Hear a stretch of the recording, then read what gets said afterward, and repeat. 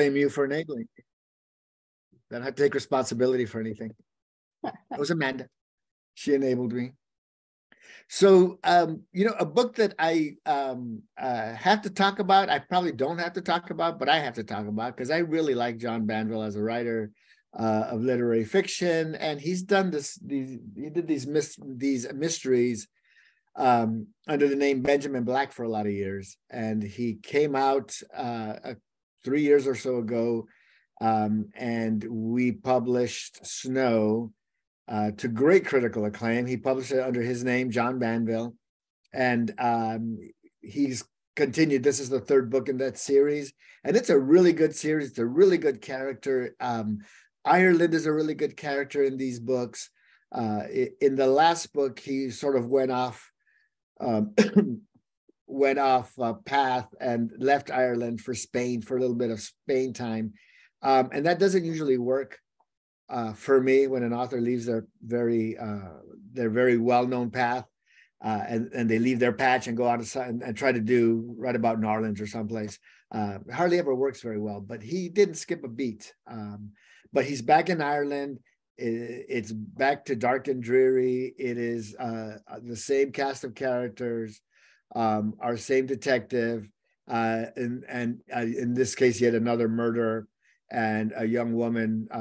A history scholar's found dead in her car, and of course it's murder, and but there's more to that murder than meets the eye. It's 1950s Ireland, so the Catholic Church has still got a big chokehold on the majority of Ireland.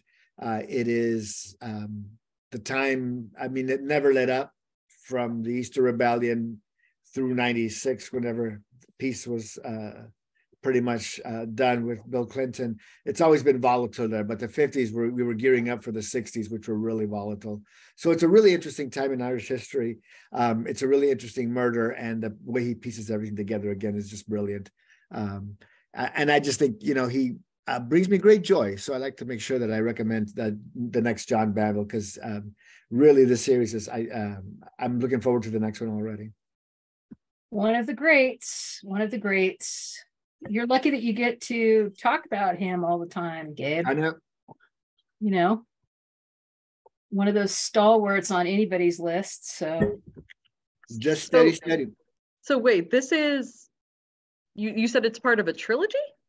It's not part of a trilogy. It's the third book in that series of the series that he started with Snow. Snow, April in Spain, and then the same detective. Oh, okay. So just continuing with the same character. Just continuation with the same character. Yeah. Oh, cool. I didn't know that. Awesome. Yeah. So he's found a good rhythm, I think, and it's a good series. So, and I think a lot of us like some people like, man, if you read too much of the same thing, but I just have regulars that I look forward to. Yeah. Peter Robinson was one, and John Banville's another. Cool. Thank you. Before you go, Andrea, so Beth Johnson says, hi, everyone. Okay, on Sunday, I did not do the laundry, set up the lunches for Monday, or unload the dishwasher. But I did finish Covenant of Water, and I have no regrets. It was a masterpiece. It really is. I am so happy that you read that book and believe in that. I'm sorry you're behind on your chores, however. But, literature trumps chores for sure. And that is good news. And thanks for hand selling that to all of your friends. So Beth, are you in San Diego, Beth Johnson? I have to mention that we are hosting Abraham Verghese on June 5th, which is another Monday. Another day to shirk your weekend chores that didn't get done. Yes. So if anyone's here in town would like to come, it's going to be amazing. And Beth Doherty, sorry, go on, Andrea. Oh, he's really great live too. So you're not going to be disappointed. Oh, he was so nice. I ran into him at Winter Institute, and he was such a nice guy, such a gentleman. Really great guy. Really great. Yeah. Guy. Beth Doherty is asking, Gabe, is the John Banville detective quirk or a new guy? No, it's the one from Snow. He's got that weird name, not like Sarge. He's got that reversal of name of the letters in his name. It's like Sanders. I can't remember the name now. Doggone it. Oh, I'm under the gun. I'm sure Beth probably knows.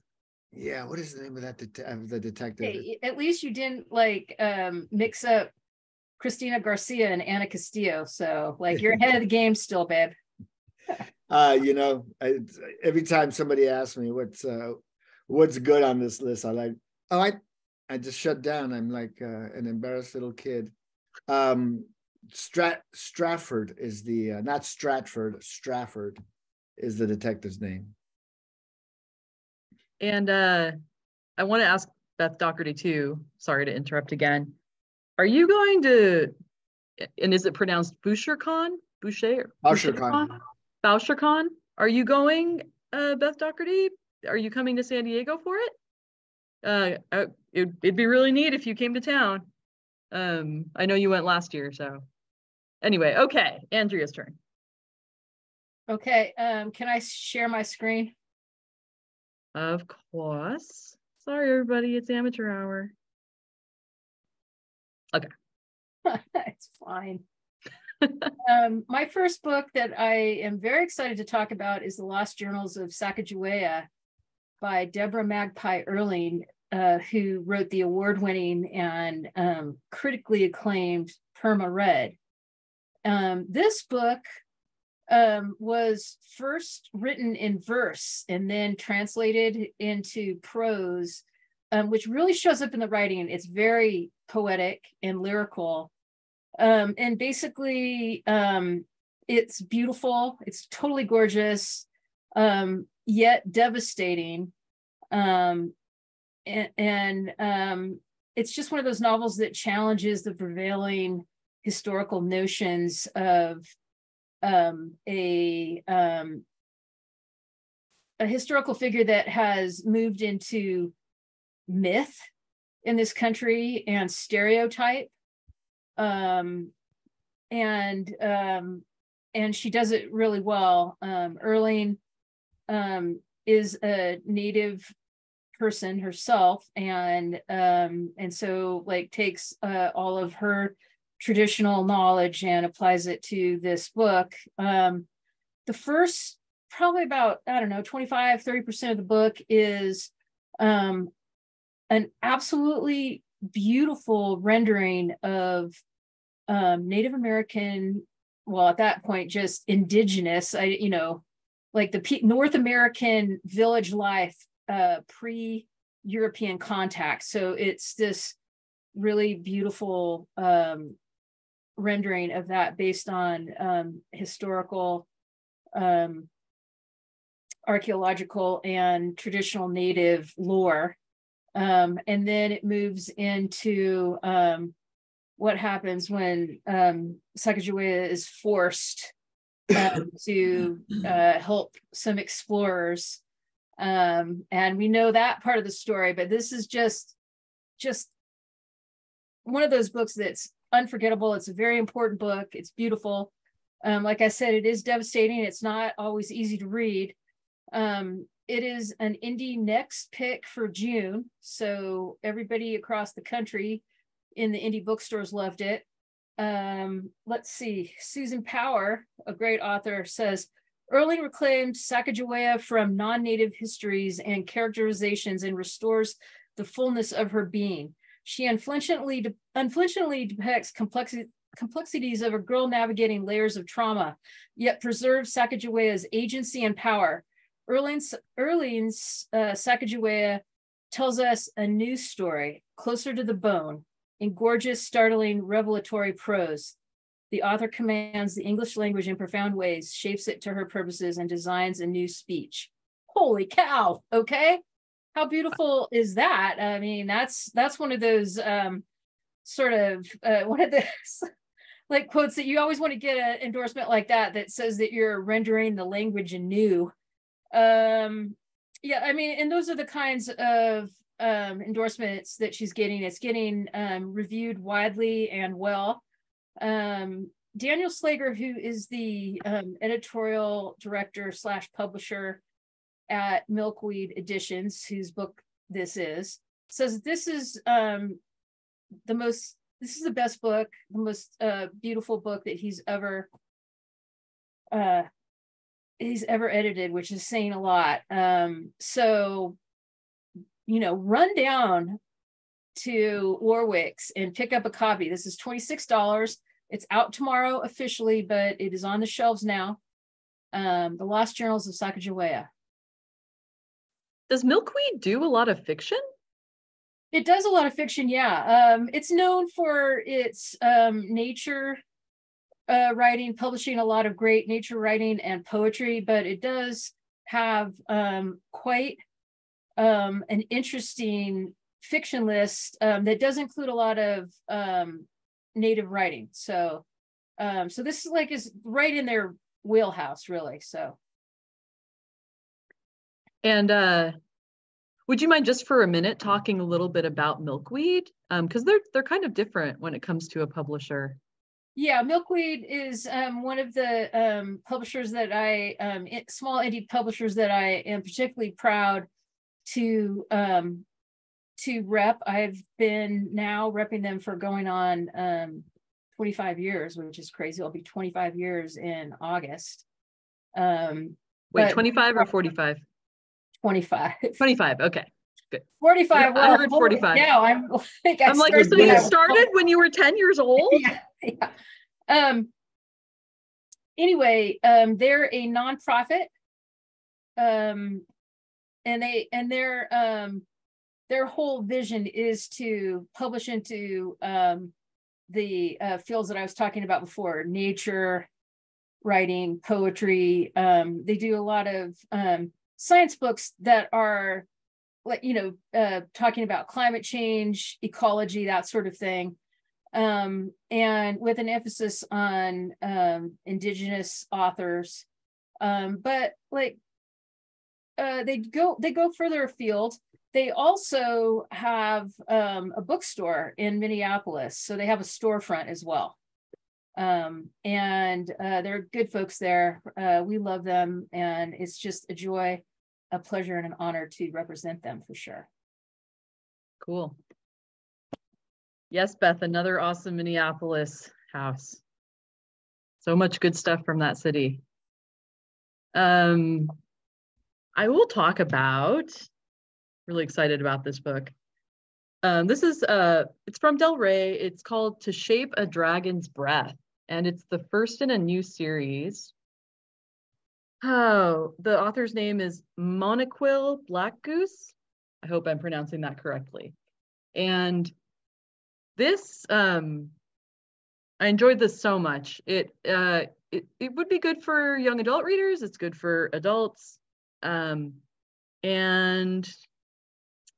now that Harry Potter is so hard to love, even though, it shaped a whole generation of readers.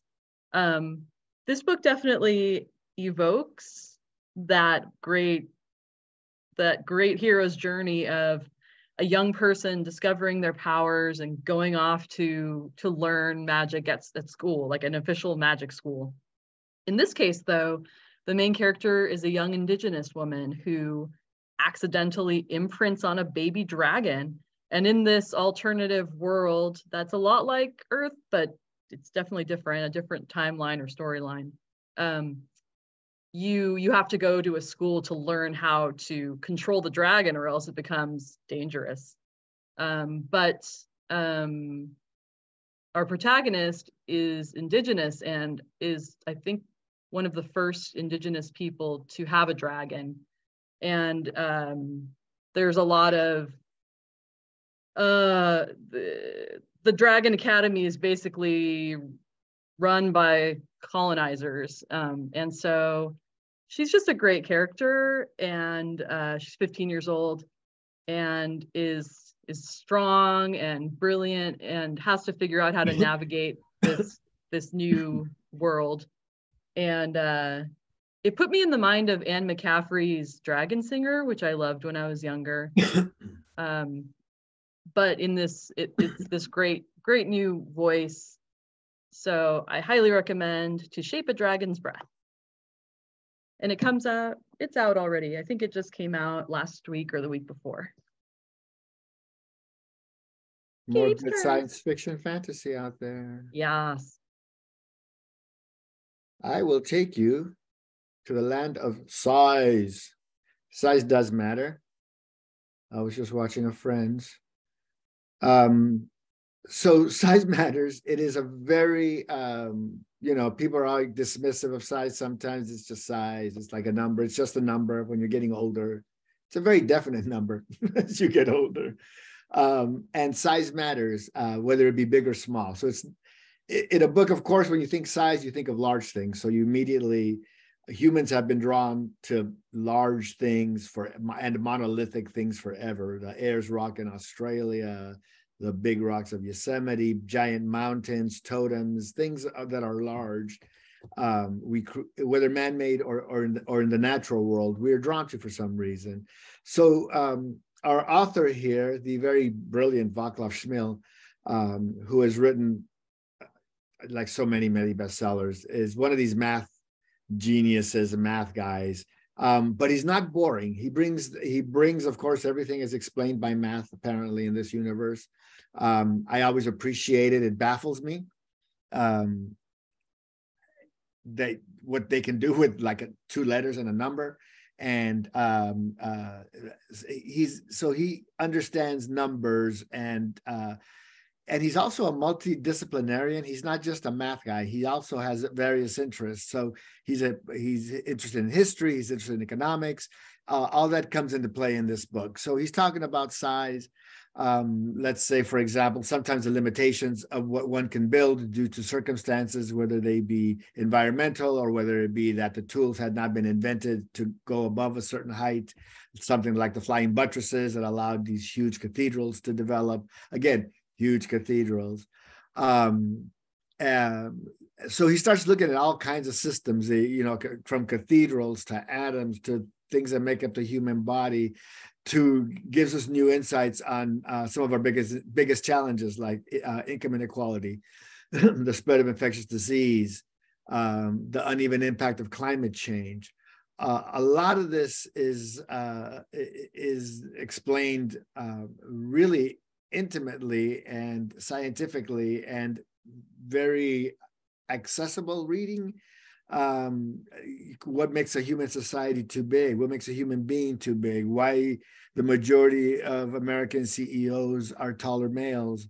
The taller you are, the more money you make. People who live in hot climates apparently have longer legs. So there's all these weird, for the person who likes to know a lot about nothing, to the people who are actually thinkers and can process bigger thoughts. So it's a book for everybody. I really found this book to be, very simplistic at a certain level. And then my mind will take me to a certain level. And I'm like, man, if I understood math, or if I cared more, or was a little bit smarter, I could really take this book to the nth degree. And as you spin off, one thing leads to another when you're reading a book.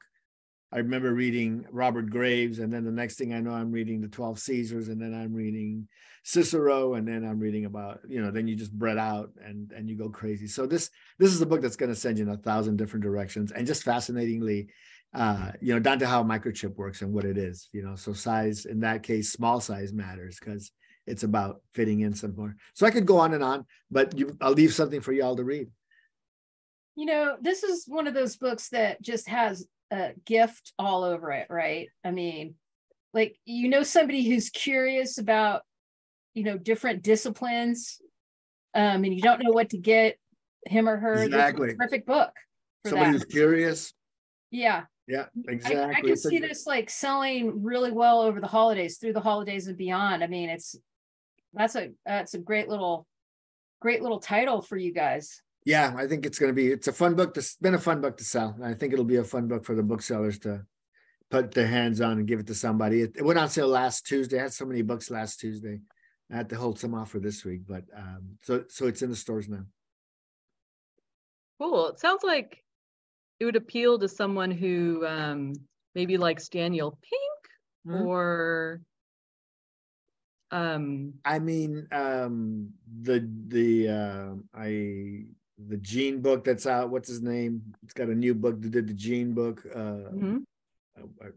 Sorry, I'm just a blank today. Oh, me too. Me too. Yeah, I think it's these thought books, these books that make you go, Good cocktail banter for people who do that. People show up to when they go to, you're invited to a friend's house for dinner. People show up with flowers and they show up with wine. You could show up with Size by Václav Smil. Wow. Yeah. And wine. And wine. A large bottle of wine. Yeah, in California, wine is cheap, so you can get a good bottle of wine in a buck. $2 check. $3 check now. Yeah. Oh. That would be a good solid basis at like a measure of inflation, how much the price of $2 chuck has gone up. Okay, Andrea, your turn. That's depressing me right now. Okay, number 2. This is from Europa Editions, The House on Via Gemito. And this is winner of the Strega Prize, which is the big Italian prize. This is from Domenico Starnoni, who's known for very slender books. The last 2 were Trust and Trick. They did very well here. And this one is huge, okay? This is 480 pages long. It's available in English for the first time. It was written probably about 2 decades ago, but it's never been translated because no one thought that there would be an audience for Starnoni's titles in America, but Europa, batted that that notion away. And this really established Starnoni as one of the greatest Italian writers of his age. And he's, I love him. I love his writing. And, the endorsements for these are raves. It's like, I think it was Kirkus Review said, Starnoni can do no wrong. And it's really true. I mean, like the characters in this story are like, they all come alive. And I just think that this is it's like a huge mural or something of family life. It's just rich. The colors and the brushstrokes are vivid, and I think this is a great book if you're in the mood to just really dig in. Beth, like you might want to just put this aside for a while, since you just went and did another huge book with Covenant of Water. But this is, or if you're in the mood to jump into another one, this is a good one for that. I love this guy, and I think this is going to sell well over time. The cover's gorgeous, and it's just also a great portrait of Naples. I forgot to say that it was set in Naples. That's his hometown, and he writes beautifully about it. So Reading and Translation calls it a masterpiece, and it really is. So there you go. The House on Via Gemito, $27, Europa, and that is out next week, but it's on sale now. And I'm not sure if I'm going to be here next week, so I just wanted to get that on everybody's radar. Thank you. Europa, kicking ass. Yep. Some good stuff. Oh yeah. They will not let up. Nope, they just keep on. It just keeps on coming. I just read that Natalia Ginsburg's big family, the Manzoni family. So this is on my list next. I've been reading a lot of Italian fiction lately, and Japanese fiction and Irish fiction, almost exclusively. It's weird, but there's so much stuff coming out of Italy right now. Yeah, it's happening. It is happening. I'm Beth excited. Johnson already had it on her list. Perfect summer Okay. read for vacation when I can give time to it. So glad these works are getting translated. Yeah, I'm so, I mean, we just live in such a great time for that. You know, we just now that, you know, Americans are demanding books in translation, like it's just sort of an embarrassment of riches. And you know, how lucky are we? So Easy access. Okay, I have another.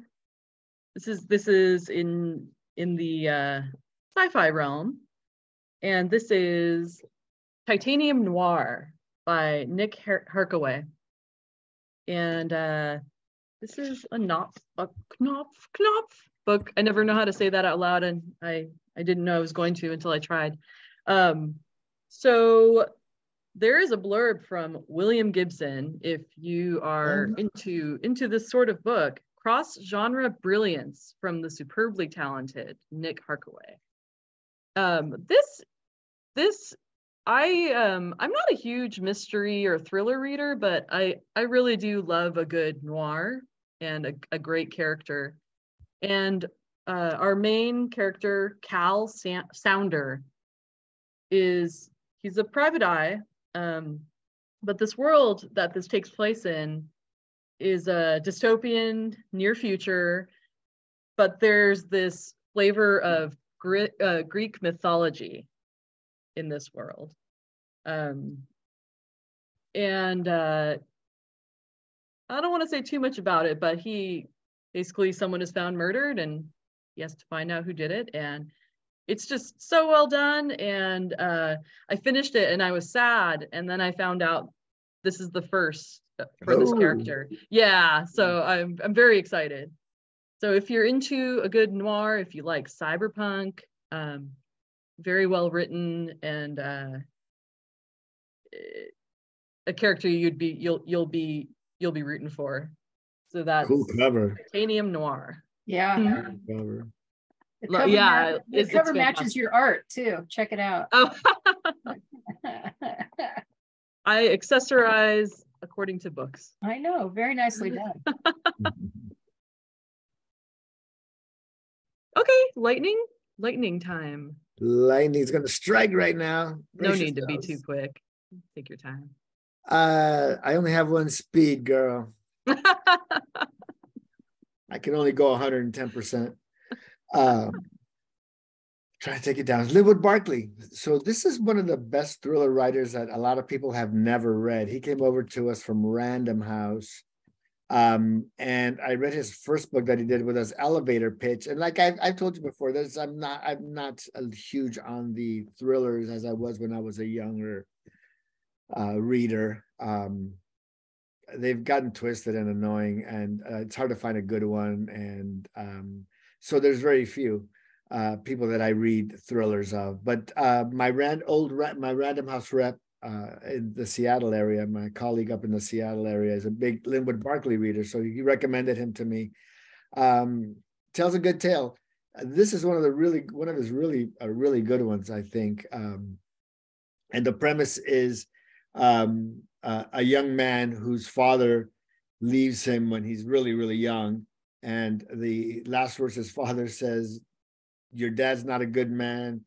Your dad has killed people."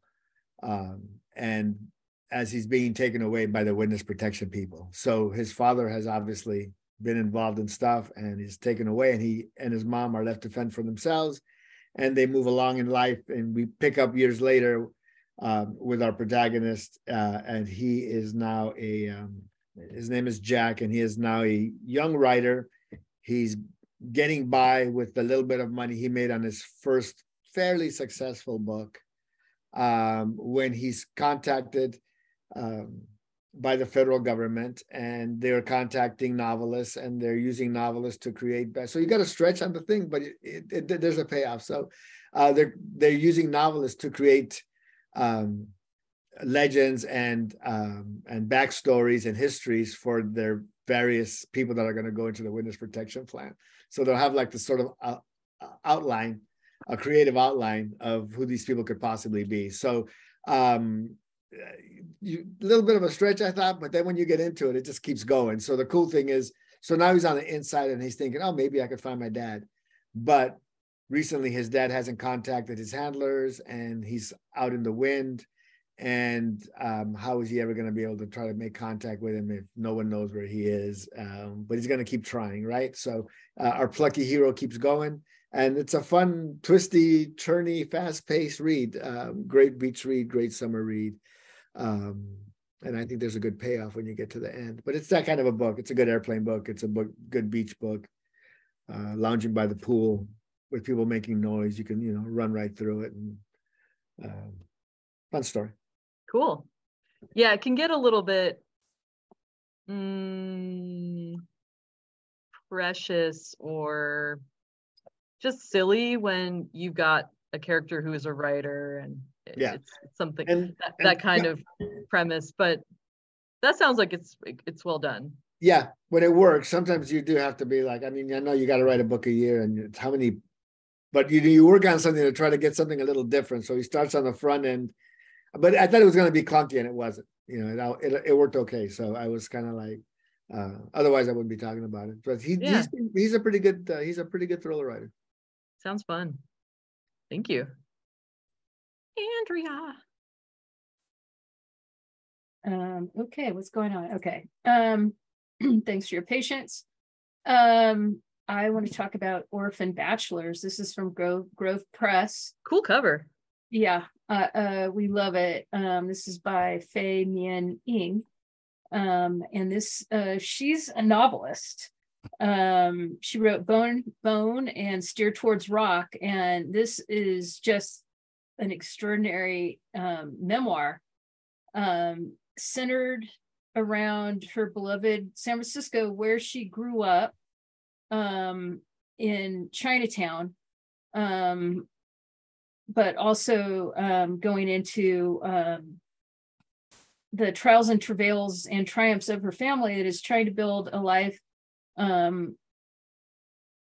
in immigrant America while their new home country is bent on excluding them. So she grew up during the period that is known, through the Chinese Exclusion Act. So she grew up during that period, and she writes about it with great candor, but also as one of her great blurbers here says, just with candor, but also ferocity and anger.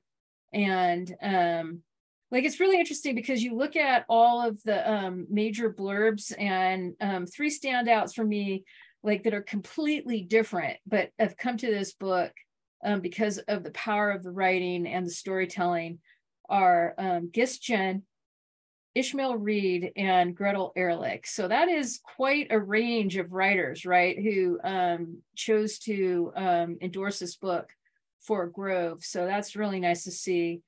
Gretel Ehrlich says, no one else has written about the exclusion era with such tenderness, intimacy, and hardcore fury. Sharp, bitter, tender, and funny. Orphan Bachelors teases out profound truths that vibrate with a bitter history, making my teeth chatter with anguish, curiosity, dismay. A hell of a book. Ishmael Reed says, Ing is part of a literary revolt that argue that it is not enough to be patted on the head for writing beautifully, which she does. But like Ing, one can be the art activist and librarian of the community's stories before they become extinct. I'm sorry, archivist and librarian. And then Gis Jen, by turns horrifying, hilarious, and moving, Orphan Bachelors is a book that needed to be written. I was mesmerized by its intensity and haunted by its candor. It grips the reader and does not let go. And it's really true. It's just getting some great early reads, reviews. It's $28. It was out on May 9th, so last week. And this is from Grove, and I'm just so happy to see them bring some really great memoirs. to the table these days? I noticed in the write-up on the book, it says, it also features Cantonese profanity, snakes that cure fear, and opium that conquers sorrow, and a seemingly immortal creep of tortoises. Well, there you go. That's very compelling and mysterious. Yeah, she's really just, she's good. And I think that this one's going to be, you know, one of those books that is going to be an anchor in the memoir section for a while. So cool. Thank you. I've got one more in the fantasy realm. That was my theme today, I guess. And it comes out in July, which is not that far away. So this is Thief, Liar, Lady by D.L. Soria. This is a retelling of the Cinderella story. And it so it answers the question, what if the Cinderella, you know, really isn't the sweet waif that we know from the movie, and actually she is a whiskey swilling, lock-picking magic user who is not what she seems. And it was a lot of fun. It was really well written. It's delightful, a little bit steamy. If you're someone who enjoyed Addie LaRue, or really any good fairy tale retelling, this is a very good addition to that canon. So that's Thief, Liar, Lady, out on July 11th. that sounds good. It's super fun. Not easy to do for Cinderella. Yeah, it was very surprising. She's a great character. Also, the prince isn't so charming in this retelling. It's great. I love any really well done subversion of a very innocent seeming story. So thank you both for being here. That was a good selection of books. A lot of range today. Yeah. I will mention again, Abraham Verghese, please join us. We have, let's see, look at our events because there's so much going on. Isabel Allende is coming to town if you're here. We're also hosting Chris Houghty. If you enjoy a really excellent thriller, maybe in the vein of Baldacci, I think one of Chris Houghty's blurbs says he's a Tom Clancy for the post-Trump era. But he has a really kick-ass protagonist named Haley Chill, and he's launching his book tomorrow at Warwick's, which is we're very proud to be hosting him. It's called The Devil You Know. It's the 4th book, and if you come to the store, it's a free event. You'll be entered to win the first 3 books in the series. So we don't often have raffles like that at events, but we're very excited to do this for the book launch. So please join us if you need a new thriller series. And I guess that's good. Julie will be back next week, and our wonderful reps. We never know who will be here, but super grateful to have you both here today. Thank you. Well, thanks for your invite. Yeah. And some good books. Yes. Okay, see you all next week. Bye, everybody. Bye. Bye. Thanks.